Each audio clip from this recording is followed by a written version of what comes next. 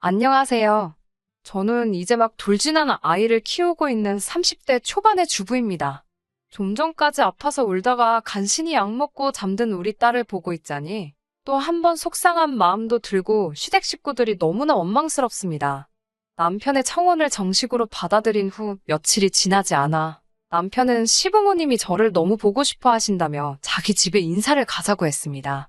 긴장되고 떨리는 마음으로 시어머니가 좋아하실 듯한 꽃과 작은 선물을 사들고 남편의 본가로 인사를 드리러 갔어요. 시어머니는 말수가 없고 조용하신 분이셨습니다. 반면에 시아버지는 목소리가 크시고 마치 집안의 왕처럼 행동하시는 느낌이었어요. 저는 남편이 그런 시아버지를 닮지 않아서 참 다행이다라는 생각이 들었습니다. 남편은 절대로 화를 내는 법이 없었고 상대의 기분을 잘 맞춰주는 자상한 성격이었으니까요. 시아버지는 저에게 결혼하면 아이는 언제 가질 거냐고 물으시더라고요. 생각지도 못한 시아버지의 질문에 제가 순간 당황해서 우물쭈물하느라 대답을 못하고 있으니 생각해본 적 없냐고 하시면서 당신은 저희가 빨리 아이를 가졌으면 좋겠다고 그러셨어요. 자기 주변 친구들은 다 지금 손자 손녀 보고 할머니 할아버지 소리 듣는다며 부러워 죽겠다고 하시더라고요. 저는 그런 시아버지의 행동이 솔직히 좋아 보였습니다. 비록 괄괄하신 성격 같기는 했지만 그래도 손자 손녀를 기다리신다는 건 그만큼 사랑이 많다는 거라고 생각했거든요. 사실 저는 편부모 가정에서 자랐거든요. 저희 부모님은 제가 중학교에 입학했을 무렵 이혼을 하셨고 저는 어머니 손에서 자랐습니다. 친정아버지는 이혼 후 얼마 뒤 다른 분과 재혼하셨다는 소식을 친정어머니를 통해서 들었고 그 이후로 따로 왕래를 하지 않고 살았습니다. 그렇게 표현에 서투실지언정 사랑이 많은 시아버지를 만나게 된 게 기쁘고 좋았습니다. 그런데 지금 그런 시아버지 때문에 이혼을 생각하게 되었네요. 제가 임신 6개월 정도 됐을 무렵 시아버지의 생신을 축하하기 위해 시댁에 가게 되었습니다.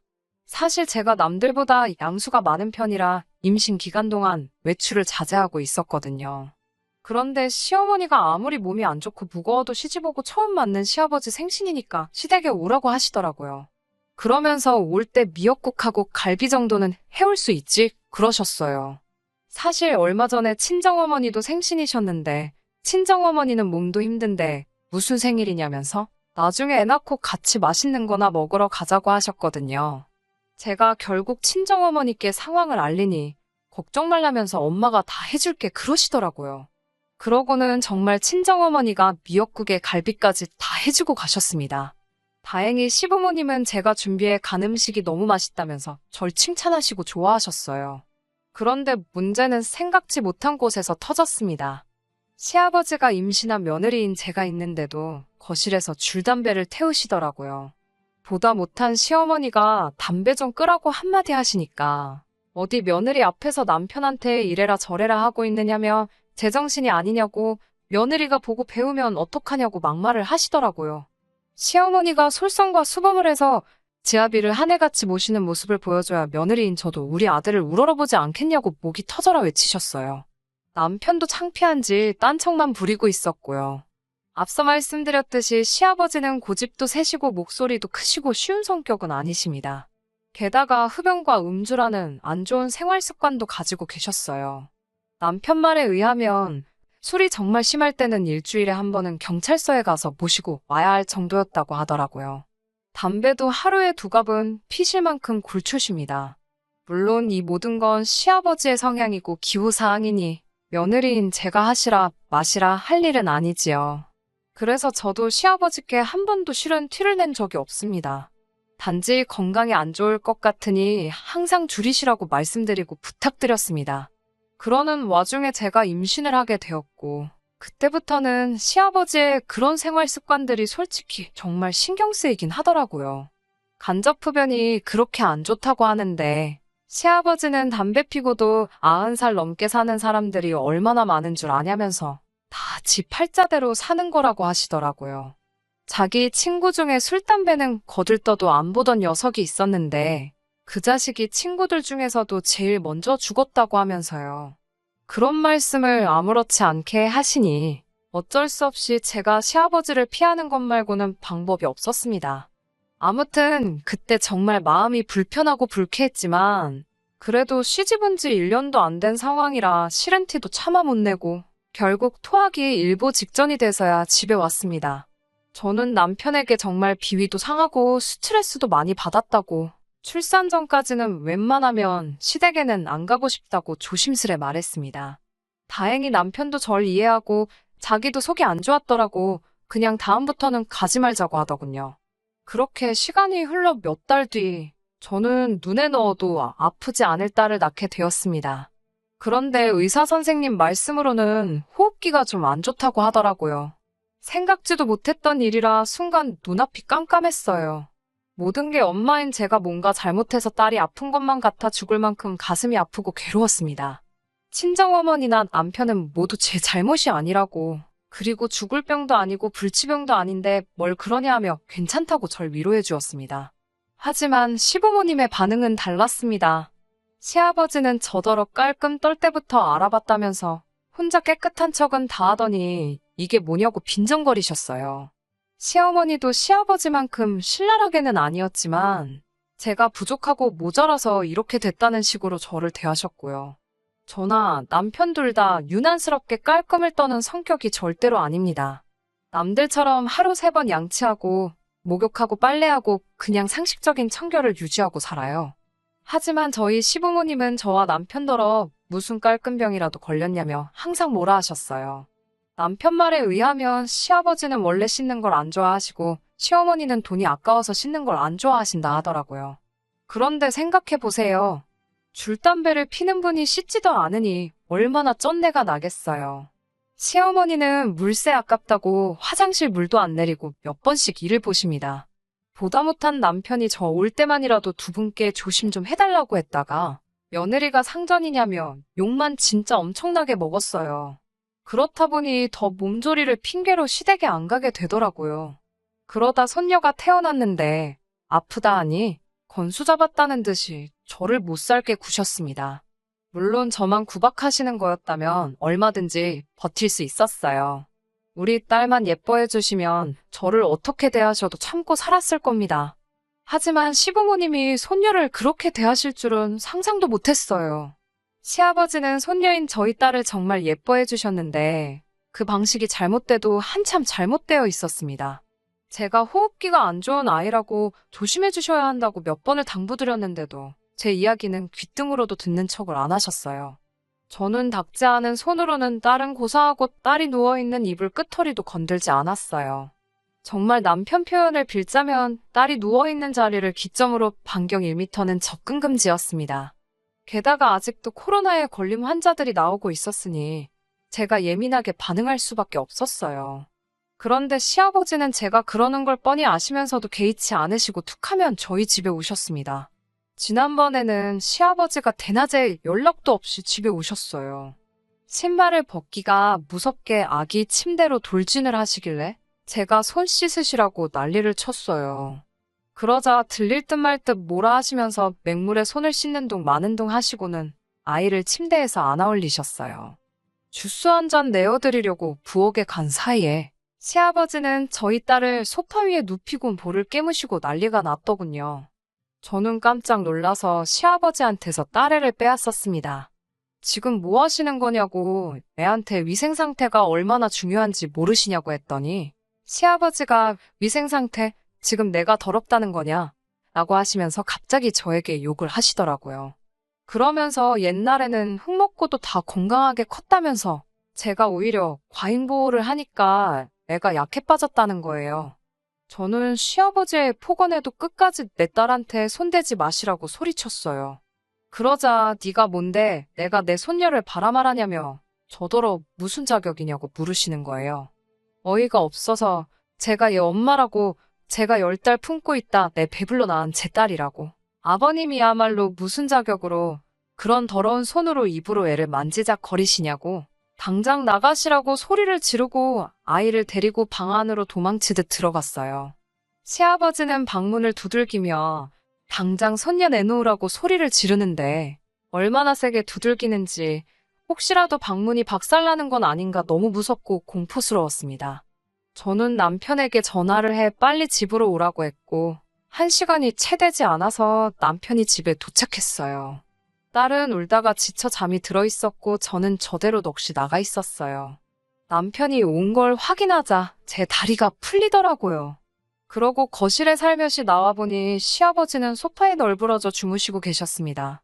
그제서야 시아버지한테서 술 냄새가 난다는 걸 알아차렸네요. 술에 떡이 된 시아버지를 차마 내쫓을 수도 없고 그래서 그냥 이불 하나 덮어드리고 저희도 일찍 잠이 들었습니다. 그리고는 정말 황당한 일을 겪었습니다. 낮에 일 때문인지 잠이 오질 않아서 잠을 설치고 있는데 저희 방문이 스흥 열리더라고요. 시아버지가 저희 방에 몰래 들어온 거였어요.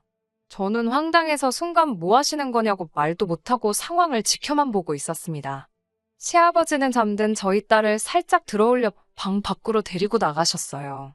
제가 옆에서 아무것도 모르고 잠든 남편을 흔들어 깨워서 지금 아버님이 몰래 애 데리고 거실로 나가셨다고 빨리 일어나라고 했어요.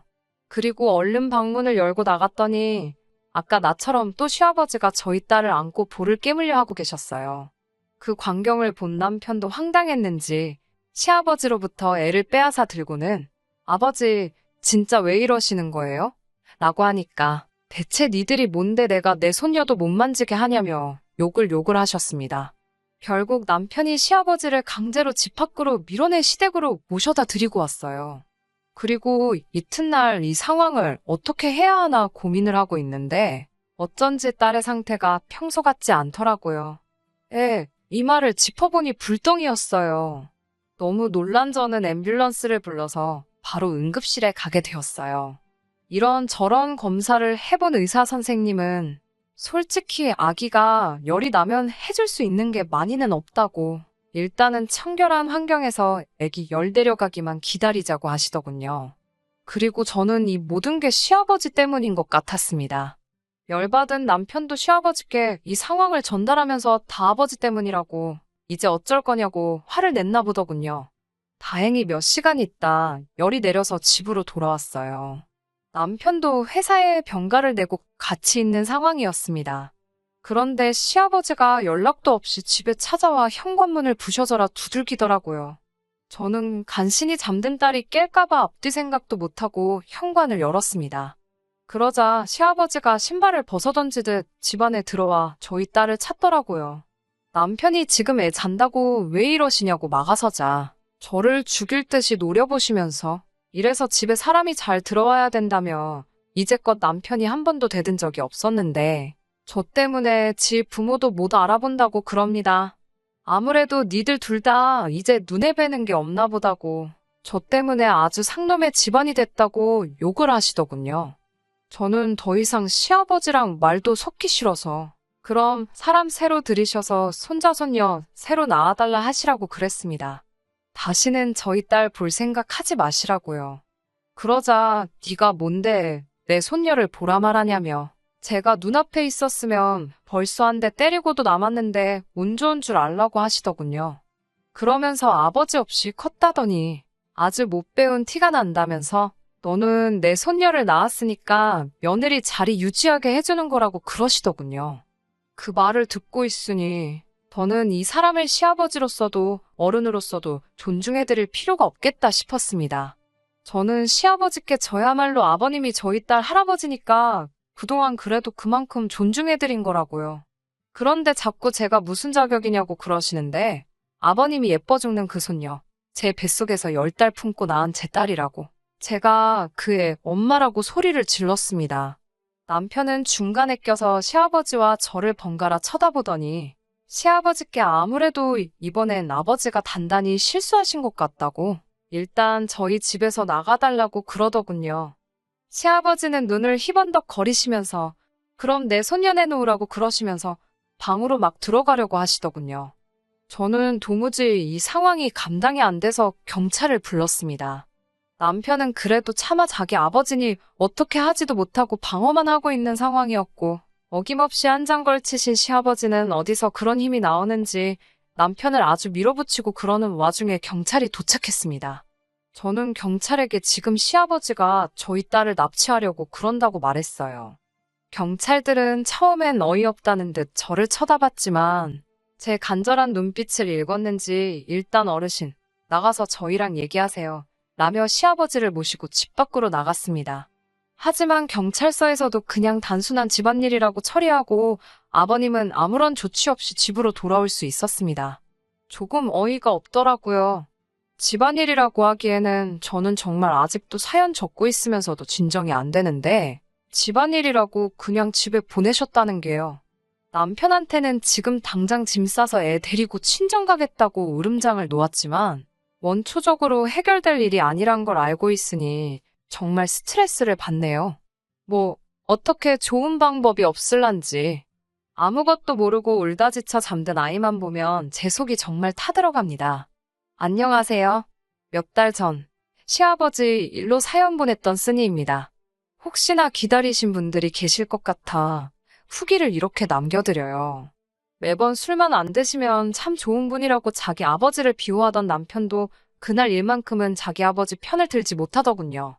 그만큼 시아버지의 행동은 상식을 벗어나고 도를 지나치는 행동이었고 남편도 오랫동안 시아버지의 술버릇으로 인한 폭언과 막무가내로 나오시는 행동에 그동안 마음이 많이 지쳐 있었다는 사실을 털어놓더라고요. 하지만 그렇다고 이 상황을 그냥 넘어갈 수는 없었습니다. 다음날 아버님께 전화를 드렸어요. 한 번만 더 그렇게 술에 잔뜩 취해서 통제불능인 상태로 오신다면 저희들은 아버님을 고소할 수밖에 없다고요. 아버님은 혀를 차면서 뭘 제대로 알고나 떠들라고 말하며 가족끼리는 고소가 불가능한 것도 모르냐고 저희를 무시하더군요. 할애비가 손녀 보러 가는 게 그렇게 못마땅해서 고소까지 하겠다는 게 세상 천하의 말이나 되냐고 오히려 저희들을 몹쓸 자식들 취급을 하셨습니다. 아버님 말씀대로 직계존속에 대한 고소는 불가능한 게 사실이지만 아버님이 간과하신 게 있었습니다. 이 경우가 가정폭력일 경우에는 말이 다르다는 걸요. 아버님의 주폭이나 언행도 가정폭력에 해당하는 사안이고 이 부분이 신체적인 피해가 아닐지라도 정신적인 피해를 이유로 가정폭력에 해당한다고 하더라고요. 아버님이 알고 계시는 것과는 다르게 고소가 가능하다는 이야기였습니다. 하지만 결국 아버님은 또 저희들의 경고를 무시하고 약주 한 잔 걸치시고 손녀 보겠다고 찾아오셨어요. 저번처럼 문 앞에서 실갱이조차 하기 싫었고 그날은 결국 문 앞에서부터 경찰을 불러 아버님을 집으로 돌려보냈습니다. 물론 곱게 돌아가진 않으셨죠. 정말 여태껏 아버님께 들어본 욕 중에서 가장 심한 욕을 들어야만 했습니다. 이웃들 보기에도 창피하더라고요. 시아버지 경찰 불러서 데려가게 하는 모습을 동네방네 보여줘야 했으니까요. 그래서 결국 말한 대로 아버님을 고소하기까지 이르렀습니다. 아버님도 고소장 접수되고 본인이 고소당했다는 사실을 아셨을 때 많이 당황하더라고요. 남편 보고는 천하의 후레자식이라고 다른 사람도 아니고 자기 아버지를 고소하는 아들이 세상 천하에 어디 있냐며 소리를 지르셨죠.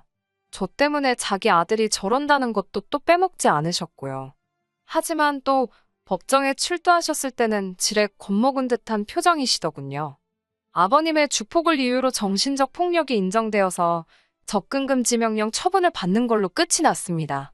막상 징역을 살 수도 있다는 말 때문인지 아버님은 정말 판결이 끝난 이후로 한 번을 나타나지 않으셨어요. 남편은 자기 아버지를 고소했다는 이유로 한동안 맘고생이 엄청 심했습니다.